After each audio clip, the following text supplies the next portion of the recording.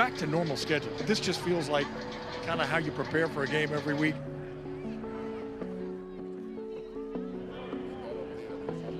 One of the guys that we're really going to be watching closely is your right tackle, Mike Jarrell, the rookie out of Findlay University. Yeah, this is where, your depth has to show up, and, we have guys like Mike that are athletic.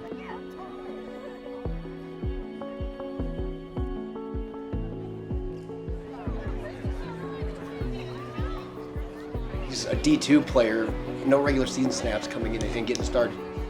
He belongs, whether you're D2, D3, or undrafted, doesn't matter.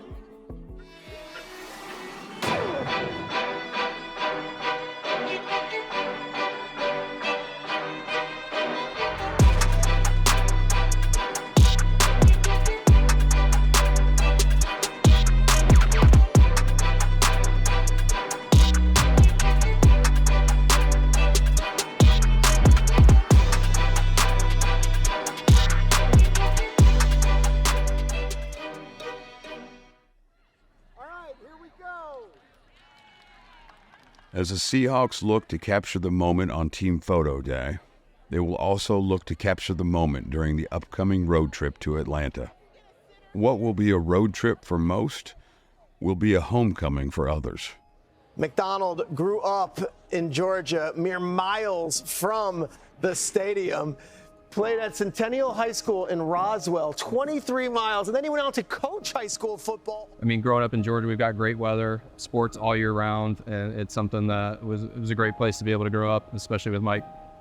I've known Mike for coming up on 30 years. We started out playing sports against each other, playing together, growing up, ended up living in the same neighborhood for a little while, but we've been buddies since about 8, 9 years old. Mike was kind of quiet, but he had a real subtle sense of humor every once in a while that would come out. Serious, studious. Mike was an athlete, always outside playing sports, pickup games, always wanted to be, getting a game together, and then also just super smart. He was always in honors classes, and so he was a really well-rounded guy from the start. He loved football. He's, really football obsessed, but mainly just competitive. I didn't want him to play. I had played in high school and college. People were getting hurt all over the place, and he was really good in baseball. He was really good in golf. One day I came home from a business trip. It was late, so I usually went around and kissed the kids goodnight. They're in bed. And there on his second twin bed over there was a full uniform, a football uniform. And when he woke up, I said, "What's this?" He says, "Well, I decided I'm gonna go play football." That's how it started in 8th grade. And I'm bragging here, but within 3 games, he was the starting fullback and the starting middle linebacker. Unfortunately, had some injuries in high school, and I think some of that, once he had a taste of it and then understood a lot of the X and O's, he kind of gravitated towards being able to understand the game, and then that just graduated through into his college experience as well. Mike Macdonald studied business at the University of Georgia, following in his father's footsteps, but the gridiron was still calling. In college, a group of the fraternity guys, we would go down to Cedar Shoals on Thursday nights and watch the JV games. As an underclassman, Mike reached out to his former coach, now coaching at nearby Cedar Shoals High School. Mike quickly made an impact as the freshman defensive coordinator. The coaching journey had begun. He did really well in college, and I thought he had a great opportunity for a business career. And at the end of his senior year, he says, "Dad, I want to go into coaching." And I was really worried about that. That's a tough profession, as we all know. And I said, "Well, if you're going to do that and you're going to make a career out of it, it should be college or pros." He goes, "Well, that's what I want to do. That's what my aim is." I said, "Well, okay." And so he went at it, and the rest is history, right? Down on the sidelines in his first regular season game for the Seahawks as head coach Mike Macdonald. I had shoulder surgery, was back here rehabbing while Mike was at Georgia, and I used to drive up for sports trivia night at a local bar in Georgia. And I remember Mike would always be late, and he would always show up to trivia, and his hands were scattered in Technicolor markers. And I'd always be like, "What's going on?" But he was drawing up play cards at the time as a GA for Georgia. Mike's got 2 really distinct sides to him. He's incredibly intelligent. He's one of the smartest guys that I know just naturally. He used to love Excel He would come home from accounting classes and he would just get fired up to talk about these sick formulas that he had learned about. I just like, dude, kind of a nerd. The counterpart to the intelligence and the drive is a WCW wrestling villain. Huge animations and catchphrases. All right, brah. From Georgia, then moving on when he went to the Ravens. I think each little jump that he's had in his career has given him a little bit more of a platform, a little bit more of an opportunity to continue to kind of expand. Hey, great job, baby. Great job. It's not about him. He's looking to see how he can help the people that he's coaching. I mean, it's always been that way. And I think people respect that. He's honest when he does it. So if you're candid with people, you look out for their interests, then, you know, I think people are going to gravitate towards you and support you. Coach Carroll and his staff and now Mike and his staff, these guys, they have the buy-in for it. I'm proud of all my kids. We've got 3 wonderful kids. I mean, they've done great. When I see Mike out there, it's like you got to pinch yourself. It's like, you know, who would have thought? Who would have thunk it? After putting off, for so long and believing that good things will come if he continues to work hard, I'm so proud that he finally has gotten what he so richly deserves. He's an awesome dude. I mean, I think a lot of people can understand what it's like on the sidelines or seeing him on TV and they see him as Coach Mike, but for me, or to my children, he's just Uncle Mike. And I think for Mike, because he's so transparent and relatable, I think it's something that really just starts to show itself, and then you can trust that he is who he says he is. Atlanta may be home to Mike Macdonald, but it feels like a second home to first-year defensive coordinator Aden Durde. I didn't really think much about it at the start of the week at all. And then when we landed in Atlanta, like a lot of memories came back to me, a lot. Like literally when I left Atlanta to go to Dallas, I went and interviewed in Dallas. I came back, picked my son up. We went to Dallas and I never went back. Durde got his first full NFL coaching opportunity in Atlanta, a long way from where his football journey began in the United Kingdom. Ended up taking a group of kids to the US that were on our team to go and work out at different schools in Texas whilst I was trying to look to get on a Bill Walsh program. And then what happened was my friend called me and said, I got you an interview, and I had to go. I didn't even have any clothes or anything. I had to go and buy the clothes. And then I went to the interview and I done the interview and I ended up getting there. I finished at Dallas the second year. The guy that actually offered me the internship in Dallas, he got a job with Atlanta. And he got me in touch with Dan Quinn. And then that's where it was snowballed. It was like Atlanta brought me in for an internship, and then Dan Quinn offered me a job. And then I took the job. We ended up doing that for 3-4 years. Q got the job with Dallas, got an opportunity to go with DQ, which was like a life-changing. It was great, to work under Q and gain his experience whilst doing it, And once that was up, got some interviews to be a defensive coordinator and end up getting this job in Seattle, and I'm here.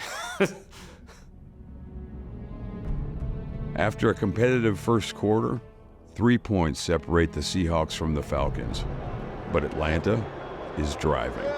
It's going to be long enough, and no good. Once you start the game, it's just a game, you're in the moment. But at the start of the game, it was cool to just step back and see there's a lot happened in that amount of time. K9 back in the backfield as Gino wants to throw on first down. Steps up, now he's going to swing out of the pocket left. Now he's going to full out scramble left side. Throws near side, ball is caught. Right side of the offensive line, you got Warner out there. Second down and 5, a handoff to Walker. He's down to the 15, turns upfield 10, 5, touchdown, Seahawks! On his 24th birthday, feeling under the weather, Kenneth Walker III finds the end zone to kick off the scoring party. Atlanta was not going to let the celebration get out of hand. The ball right at the 5-yard line. Quick count, coming back near side, cuts inside, dives across the goal line, touchdown Falcons, and that's Bijan Robinson. And that was the quick count offense by the Falcons. The Seahawks, I don't even know if they were set yet on defense as Bijan went right through. As the half winds down, the Seahawks are running out of time to widen the scoring gap before the break. It would be a page of creativity from the playbook that helps jumpstart the offense. Jackson Smith and Jigba now in motion into the backfield. He swings back to the right side, makes the catch, stops, gonna throw deep down the far side. DK high points the ball. What a catch! Was he touched? Yes, he was touched at the 35. But a great pass by Jackson Smith and Jigba. What a call by Grubb from upstairs in the coach's booth. It was great preparation by our offensive staff, faith in our guys. We felt like we had enough time to go ahead and make that play call. 10 seconds on the clock. Gino takes a shot. Got DK, he's got it! Touchdown, Seahawks! What a bullet thrown by Gino Smith! DK Metcalf again between two defenders makes the reception on an absolute dive.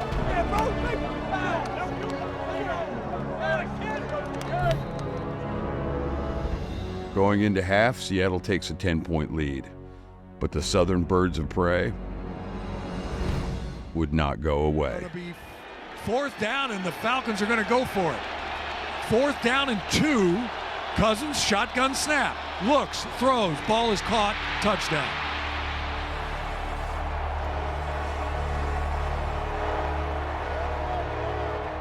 At the start of the third quarter, Atlanta cuts Seattle's lead back to 3.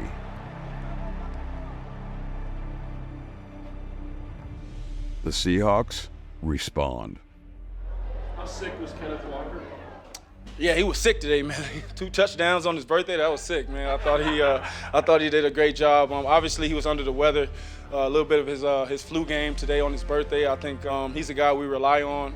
The way that he fought and battled it out to come out and do what he did on his birthday, I thought that was excellent. Coming out of college, they would always say I couldn't catch or whatever, so it felt good to be able to come out here and catch. Another birthday surprise was up in the air. Snap. Gino steps up, avoids one man, lays it over the top. Walker, touchdown, Seahawks! Ken Walker III reaching up, making a diving reception in the front corner of the end zone from 17 out. With both offenses soaring, it was time for the Seahawks defense to take over. Winning in this league isn't easy. There's very rare that the team that starts the season is the same team that finishes the season, you know, and the ability to ride the wave of when that happens is a key part of success. Murphy, they've got Dre Jones. Boye Mafe is in there in an inside rushing position. Robinson stays in the backfield for Atlanta. Cousins scrambles left side, gets hit, goes down, Mafe, ball comes out. Ball rolling, picked up far side. It's hauled down the far sidelines. He's going to score. Touchdown, Seahawks. Derick Hall, the second-year linebacker out of Auburn. He probably has a suite full of family and friends here watching.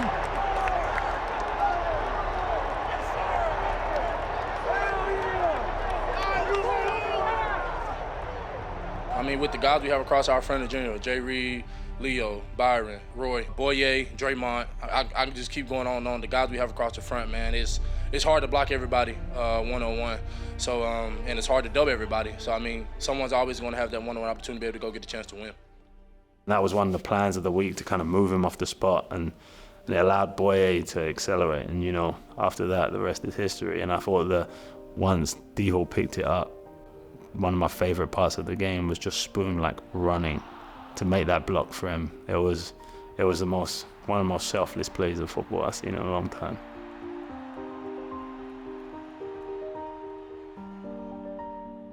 Still learning how to win as a team. It might be gritty, it might be, you know, explosive, it might be kind of stepping on the gas. Coaches coach harder, players went after a little more, and so we're still building. We're still learning kind of who we are as a team. Quick throw down the middle. It's intercepted. Julian Love comes upfield 30, 35, 40, jumps over a man at the 42. Ball, it comes out, but the ground can't cause a fumble. And so the ball should be down right there. Seahawks possession. After review, the interception is confirmed, and the Seattle runner was down by contact. First down, Seattle. They ain't want to let us get our picture, bro. It's all good, though. It's all good. I was an advocate for kind of getting Kobe on the field because he's a playmaker. The guy is always around the ball. It was evident his rookie year when he was at nickel. He just gets the ball. And so we need that right now. We're trying to create sparks. And so, I mean, he probably had 10, 11 tackles and a pick first game starting. And so, man, he deserves all the credit because he's worked for this. It's been a blessing having Ju. All week he's been with me, helping me out. And just the rest of the guys, encouraging me, believing in me. And, we just went out there and executed. He always been in my corner. And like I said, I appreciate him so much. He's been a great leader. And, he's always open here for anything. I thought Kobe had a really, detailed game. Kobe's got, a knack for getting the football. 1st and 10 from the shotgun. Cousins going to throw right down the middle. And it's intercepted by Kobe Bryant. Out to the 40-yard line, and he slides down. Kobe Bryant with the second pick of the game off of Kirk Cousins. Get that turnover in the game. He made some important plays that really helped us. The thing I think that kind of epitomizes it is we lost a really good player in Rayshon, and then Kobe steps in and you don't skip a beat, you keep moving, and that's the most exciting part of this defense, that you have people that are growing, there's still potential in them, and they're pushing themselves to get the most out of themselves. And that's going to do it. Clock ticks down to zeros, and the Seahawks win big time here in Atlanta, 34-14. Well, trust me, we just wanted to get back in the win column. I mean, just try to do everything we can to get to 4-3. That was the thought throughout the week. Tried to kind of leave the distractions aside, and I know there's a section of folks that are waiting on us, so I'm excited to go see them and spend a few minutes before we take off. It started with Mike and started with our leaders, just addressing kind of, hey, we're here. We know what we do well. We know what we're not doing well. Let's try to address it, but understand that we're doing things well. Boye's he's a great player with so much room to grow. I'm so excited for his career. Every day there's things that, he's a natural pass rusher, and you see he's got great get off. He's got really good hand-eye coordination, and kind of in his rushes he's coordinated. And I think as he's starting to add to his toolbox, he can really become a real dominant pass rusher in this league. I think the sky's the limit for him, and he loves his craft, so it's kind of cool to watch him work on it every day. It's true, it was just one of those days. I told myself I gotta wait for my moment, and it showed up. That was good, man. Appreciate it.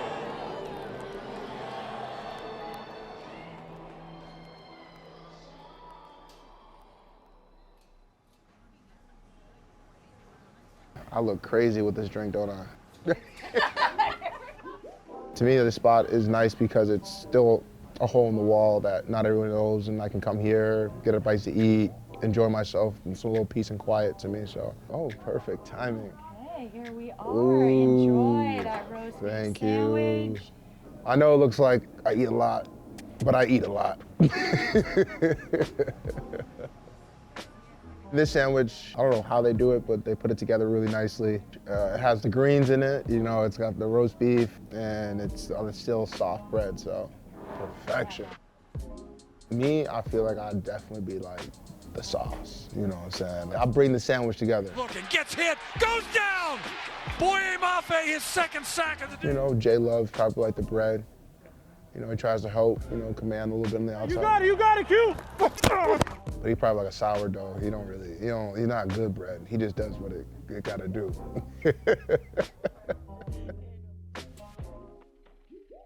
You really got a couple hours. You got 3 hours to just do what you want, and then it's you gotta get back in the work mode. I normally play with, my alma mater, Minnesota, but I created a player. So right now I'm at Auburn, go Tigers.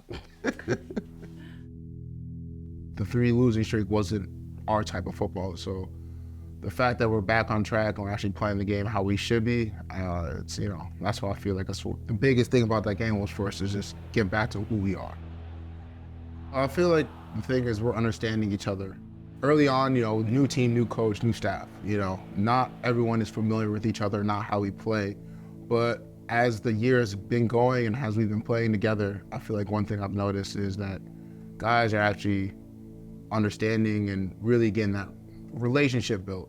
like I said, it's still a first year of everyone getting together and really getting to know each other. So Mike is X's and O's and knows everything. And when it comes to football, there's nothing that he probably doesn't know. The intricacies, and it's not just, some people have a plan that's like, this is my system, it works, do this and do that. He always is challenging his own self. And even when he sees things, he's like, maybe I could have done this better. Maybe we should have done that. And I feel like as a coach, that's very important to have that mindset of, okay, I may not have all the answers, but I'm gonna figure it out. And Frazier is a leader amongst men. He's one of those people who he just knows people. He knows how to motivate people. He knows how to talk to people. And he understands relationships and what importance that is. So it's been nothing but greatness for having him here and how his legendary run. And now I can see why he was such a successful coach, because of how he treats people and how he leads people. I really enjoyed my time away a year ago, chance to kind of reset a little bit. After a year away from football, former Chicago Bears defensive back and NFL coaching veteran Leslie Frazier finds himself enjoying his new role as an experienced voice, alongside the youngest head coach in the NFL. When Mike called me, it really got my juices flowing, and obviously the history of this organization, you get excited about that as well. Gotta get warmed up. You had your hands. If you had did like this, you would have caught that ball. Our head coach, Mike Macdonald, is a guy who, to have a chance to dialogue with him, talk through different issues, and to just share some of my experience in dealing with different things when it comes to a football team, it's been good for me too. It's kind of jogged my memory on some things that I've experienced in the course of my career, and to be able to go back to Mike's hometown and get a win and to see how well our defense played. Took a lot of pride in the way our guys played and the way they really made a difference in that game on Sunday for sure. There's so much more to it. You're working through in between series when, if let's say for example there is a 3 and out, what created that? What caused it? I've tried my best to help them to navigate those ups and downs of an NFL game. And then just look at the bigger picture and have some perspective. And so in those conversations on the sideline, sometimes they're brief, but it's just a matter of saying, hey, we're gonna be fine. Just keep playing. We're gonna get through this. And Geno Smith and I were talking about that this morning. We had a conversation leading up to the Atlanta game. And he said to me, Coach, all those things we talked about leading up to Atlanta, they helped me when we got on the field and things weren't going perfect. When you hear something like that, you go like, I like it. We're making a difference, That's our league, that's how our games are. There are a lot of ups and downs, and you gotta be able to work through them. As the Seahawks get set to take on Buffalo, the team must work through the ups and downs of Seattle's unpredictable weather. The visiting Bills ride into Lumen Field with a 5-2 record, perched atop the AFC East. Signal caller Josh Allen's performance this season stands out. Most notably, Allen is yet to throw an interception. Buffalo 4 of 5 on third downs, looking at a 3rd and 3 here from his own 37. Adams has time, it's intercepted, picked off, it's Joe, goes the other way, down to the 30, 25, 15, 10, knocked off his feet inside the 5. Josh Allen coughs it up for the first time this season. It's the first career interception for Joe, and the first one thrown this year by Allen. He had a great week of practice. He made a ton of plays. We expected that from him. He stepped up, played big, and I'm extremely happy for him. A spark from Joe provided an opportunity. An opportunity lost. Obviously wanted to come in and keep it rolling. But, like I said, it's about the little things right now.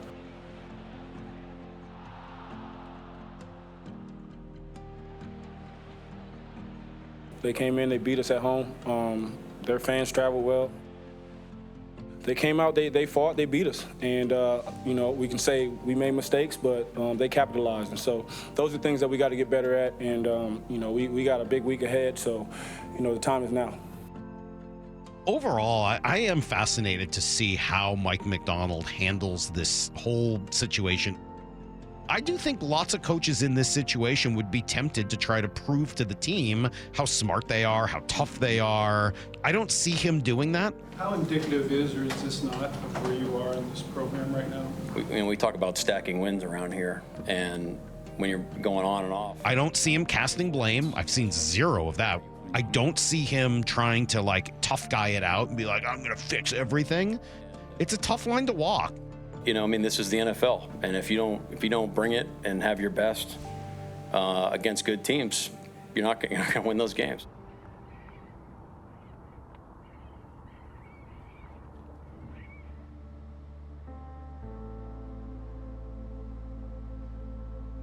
You don't have to be vocal to be dissatisfied. It's through our actions about how we handle it and how we bounce back. All of our guys are not satisfied with where we're at and not pleased with the results that's on the field. We're in the winning production business. It's going to take everybody to do their part and make it come together and make it come to life. Again, I just have a lot of confidence at some point it's going to click. Hopefully it's this week. But we also understand that you can't cheat it. You got to go through it. You got to go through all the steps. And we got another opportunity to have a great practice and kind of take a next step. And then once we do that, let's just keep doing that. And I think the result will take care of itself.